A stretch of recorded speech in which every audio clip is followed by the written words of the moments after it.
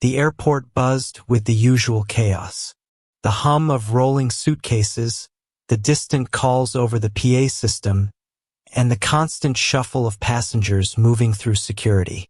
But for Marcus, a 10-year-old black boy, today felt different. His heart raced as he clutched the first-class boarding pass in his small hands, his eyes wide with excitement. His father had promised him that flying first class would be an experience he would never forget. It was a small reward for his straight-A report card, a gift he could never have imagined receiving just a few months ago. He stood at the gate, gazing at the sleek aircraft outside, its shining body reflecting the sunlight. His excitement was palpable. This was it. This was the moment he had dreamed of. As Marcus approached the entrance to the plane, he noticed a flight attendant standing nearby.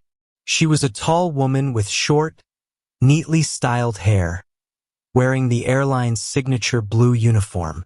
She was busy chatting with a few other passengers, but as Marcus got closer, she turned her attention to him. Her smile faltered for a split second when she saw the boy. "Excuse me," she said in a sharp tone. "Where do you think you're going?" Marcus froze, his mind momentarily blank. He looked at his boarding pass again, his stomach twisting. Clearly read first class in bold letters. "I'm flying first class," he said, trying to sound confident, but his voice wavered slightly. The flight attendant raised an eyebrow. She looked at him, then glanced down at his boarding pass with visible skepticism. "No, you're not. First class is for adults," she said coldly. "You need to go back to your seat in economy." The words hit Marcus like a punch to the gut. He stared at her, not fully understanding. He was certain there had been a mistake. He had his first-class ticket, his father had booked it, and everything was in order. But the flight attendant's gaze was unwavering. The other passengers around them had started to notice, their eyes flicking between Marcus and the woman, some whispering to each other. "Is there a problem here?" A man behind Marcus muttered, his voice filled with uncertainty. The flight attendant didn't respond. She was already pointing toward the economy section, dismissing him without a second thought. "Please go back," she ordered. "First class is for adults. Move along." Marcus could feel his face flush, his stomach knotting tighter with each passing second. His mind raced. Why was this happening? He had done nothing wrong. He had a first-class ticket. But there was something about the way the woman had looked at him, as if he didn't belong there, that made his heart sink. As Marcus turned to walk away, his mind was flooded with questions. Was it because he was a child? Was it because of the color of his skin? Or was it simply a mistake? He glanced back at the flight attendant, who had already turned her attention to the next passenger, completely uninterested in his confusion. He shuffled towards the economy section, his head low, the sting of humiliation deepening with each step. He wanted to turn around, to ask her what she meant, but something held him back. He wasn't sure if it was fear or just disbelief.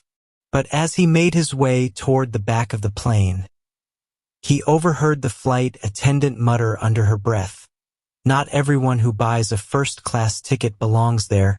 The words echoed in Marcus's mind as he found his seat in economy. The row was cramped, the seat uncomfortable, but it didn't matter. He barely noticed.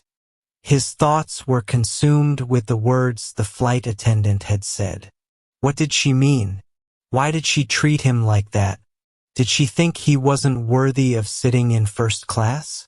Marcus sat there, staring at the seat in front of him, his heart pounding. He didn't know it yet, but this was only the beginning of something much bigger. The flight attendant didn't know who he was, or who his father was, but she would soon find out. And when she did, things were going to change. Marcus sat quietly in his cramped seat in economy, his eyes fixed on the small window beside him. The excitement that had once surged through him now felt distant, replaced by a heavy weight of confusion and embarrassment. He wanted to believe it had all been a mistake, that the flight attendant would come to her senses and realize her error. But deep down, he knew it wasn't just a simple misunderstanding. Something had happened, and it was more than just being told to sit in the back. He glanced at the other passengers around him. Most of them were too busy with their own affairs to notice him, but some glanced over with the faintest trace of curiosity. He wanted to shrink away, to disappear from their prying eyes. How could they all see that he wasn't supposed to be here? Why had the attendant singled him out? His ticket was real. His father's arrangements were real.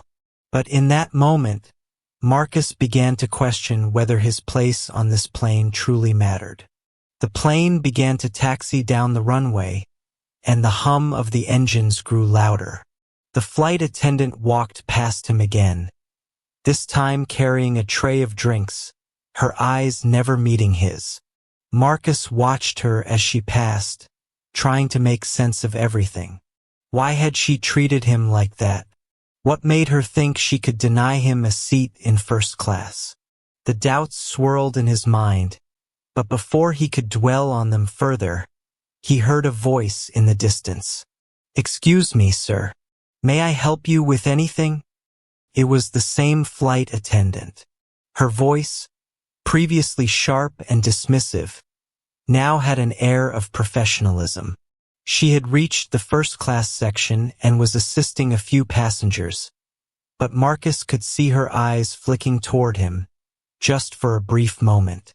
He wondered if she had remembered him, if she knew who he was, or if she was simply following through with her duties.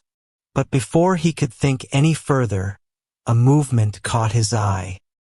His father, tall and imposing, appeared at the front of the plane, stepping out of the first-class cabin with his usual confident stride. Marcus's heart skipped a beat as he saw him coming down the aisle. His father had always been a man of importance, a business magnate with an iron grip on everything he touched. But in that moment, all Marcus could focus on was the fact that his father was here, walking directly toward him. The flight attendant, who had been busy helping another passenger, stopped short as she saw him. Her face briefly registered recognition before quickly shifting back to a neutral expression.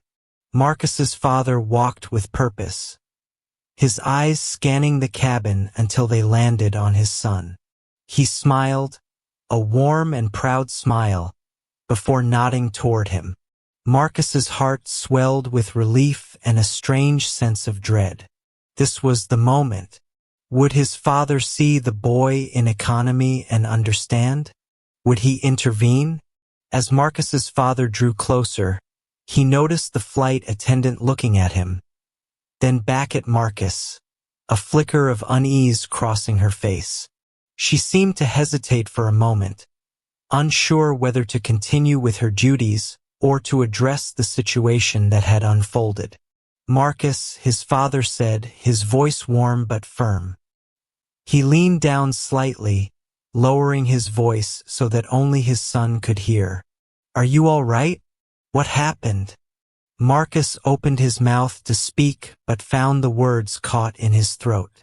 He had so many questions, so many feelings swirling inside of him. But all he could manage was a simple, "She told me I couldn't sit in first class." His father's smile faded, his eyes narrowing slightly as he looked toward the flight attendant. She stood there, looking increasingly uncomfortable, as the weight of the situation seemed to settle over her. Marcus's father didn't raise his voice, didn't make a scene, but the tension in the air was undeniable. The flight attendant, caught off guard, stumbled over her words. I didn't realize, I didn't know who he was," she stammered, her voice wavering. Marcus's father didn't respond immediately. He simply nodded, his gaze never leaving the woman. He seemed calm, but there was an undeniable authority in the way he carried himself. "Perhaps you should have," he said quietly, his voice firm but measured. "After all, my son's place is where he belongs. And that's in first class." The flight attendant's face flushed with embarrassment, her eyes darting between Marcus and his father. She opened her mouth to apologize, but nothing came out. The air was thick with the weight of her realization, but she didn't speak again. Marcus's father turned back to his son, placing a hand on his shoulder. "Let's move to your seat," he said. "We're not going to let this ruin your experience." Marcus nodded, feeling a rush of mixed emotions: relief, confusion, and a tinge of anger.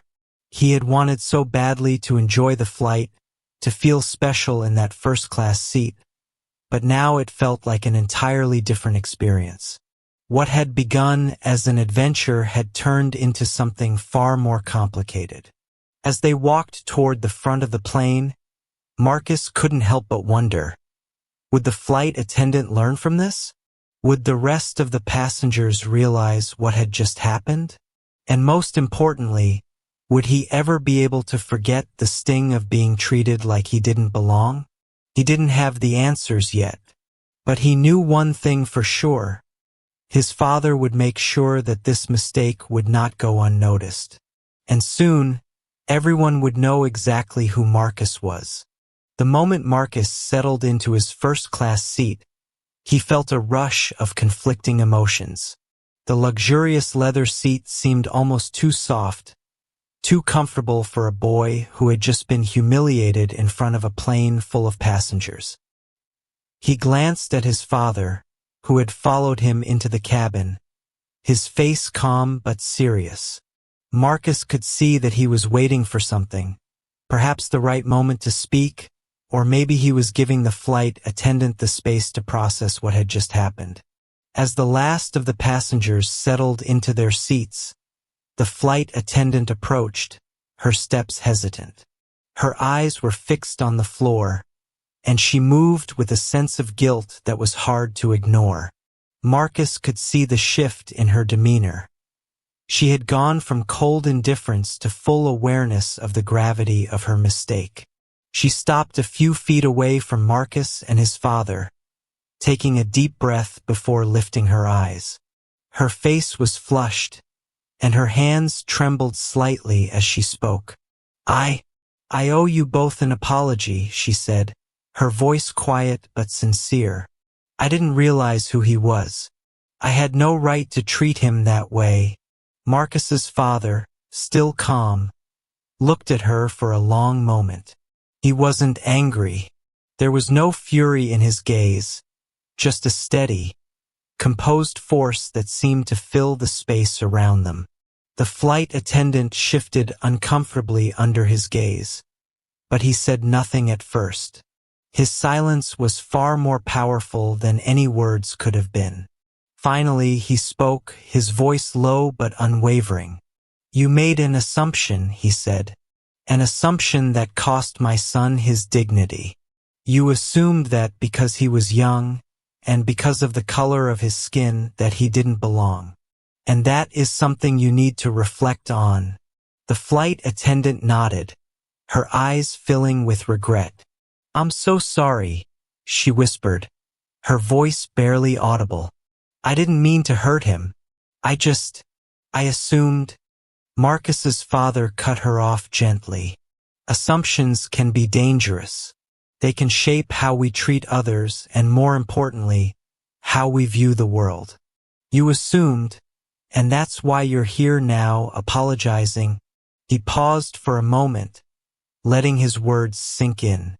Marcus, who had been watching the exchange with a mixture of relief and unease, felt a surge of respect for his father. It wasn't about punishing the flight attendant, but about making her understand the impact of her actions.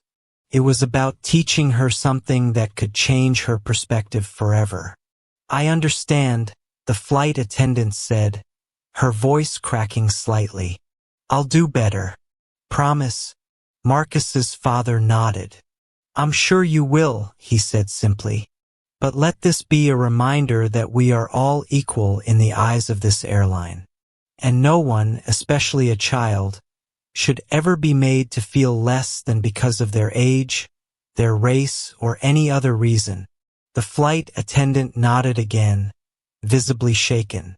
She glanced at Marcus, who was still sitting in his seat, his face a mixture of confusion and quiet anger. She seemed unsure whether to address him directly, but Marcus's father stepped in. Marcus, his father said softly, turning to him. Do you want to take the window seat? Marcus's heart swelled. It was a simple question, but it was exactly what he needed to hear. His father wasn't going to make a scene, but he was making it clear that Marcus's feelings mattered. The flight attendant had made her apology, but it was still up to Marcus to decide how he wanted to feel about it. And right now, he wasn't sure what he felt. But one thing was certain. His father was not going to let this slide. He was going to make sure Marcus understood that he was important, that he had a place in this world, a place that no one could take away. Marcus nodded, his voice barely above a whisper. Yes, Dad. His father smiled, a smile that reached his eyes. Good. Let's make the most of this. As the plane began its ascent into the sky, Marcus looked out the window, the city below shrinking with each passing moment. But as the world outside seemed to get smaller, he felt something inside him shift. The sting of humiliation was still there, but it was slowly being replaced with something else, something that felt like strength. He didn't know if the flight attendant would change, or if others would ever see him for who he truly was. But what mattered now was that he understood his own worth. He wasn't just some boy who was treated unfairly. He was the son of a man who had built his own empire, a man who had shown him how to stand tall in the face of adversity. As Marcus settled into the first-class seat, the weight of the experience began to settle in too. It wasn't just about the apology or the recognition of his father's power. It was about the lesson he had learned, that respect wasn't something you could demand from others. It was something you had to hold on to, even when the world tried to take it away. And as the plane soared higher into the sky, Marcus knew one thing for sure. He would never let anyone make him feel small again.